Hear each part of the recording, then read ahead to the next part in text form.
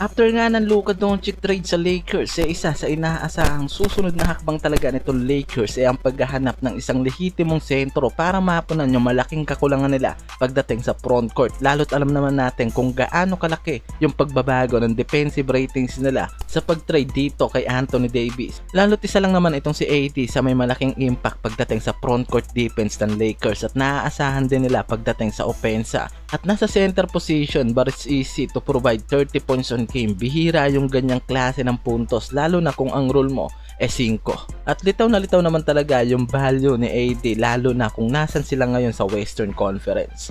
Kaya naman pagkuha nila sa isang elite scorer na si Luka sa Dallas at pagbitaw nila dito kay AD, kailangan nga talaga ng mga to ng katuwang pagdating sa frontcourt defense. And this time may isang lehitimong center talaga ang kailangan nga nitong Lakers. Lalo't sila Jackson Hayes at Christian Coloco na lang ang naiwan sa kanilang frontcourt, unless naman nga raw na mabilisang mag-mature sa game itong si Hayes, di ba? Kaya naman yung malaking problema nila pagdating sa defensive rates nasagot na dahil sa pag-acquire nila dito sa joke player na si Mark Williams na isang 7'2" center na galing naman sa Charlotte Hornets. Ayos to mga pare ko dahil kung depensa lang naman nga raw ang hahabulin ng Lakers paniguradong maaabot nitong si Mark Williams yung expectation na hinahanap ng Lakers ngayon. Dahil maganda yung quality pagdating sa pagiging dominante sa ilalim yung meron sa sentro na to.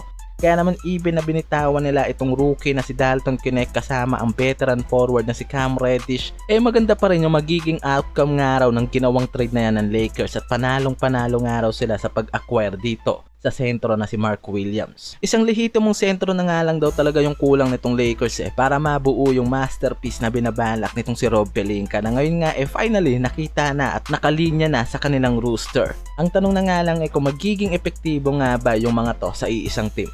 Isipin mo meron kang Luka na superstar at kayang maglaro in and outside play, isang elite scorer na kayang mag-provide ng 30 points and up at nag-average ng 28 points, almost 8 assists per game at may 46% shooting from the field. Kaya naman marami yung nagulat sa trade na ginawa na to ng Dallas, lalo't hindi basta-basta yung player na binitawan nila na kahit na anong araw team hindi makakatanggi sa trade na to na ginawa nila. May mga lumabas pa na report na mismong Dallas ang lumapit sa Lakers para isagawa ang Luka and AD trade na yan.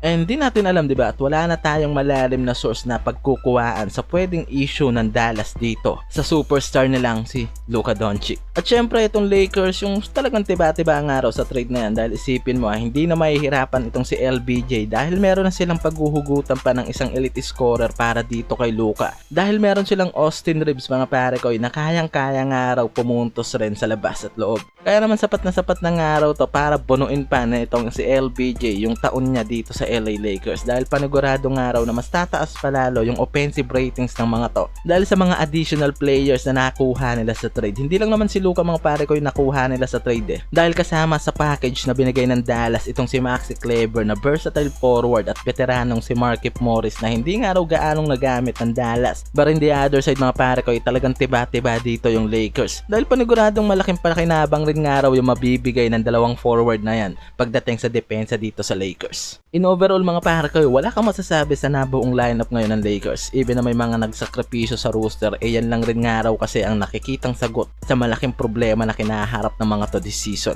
Kaya naman malaking sakripisyo pero worth it nga raw yung magiging kampanya ng trade na to sa kanila.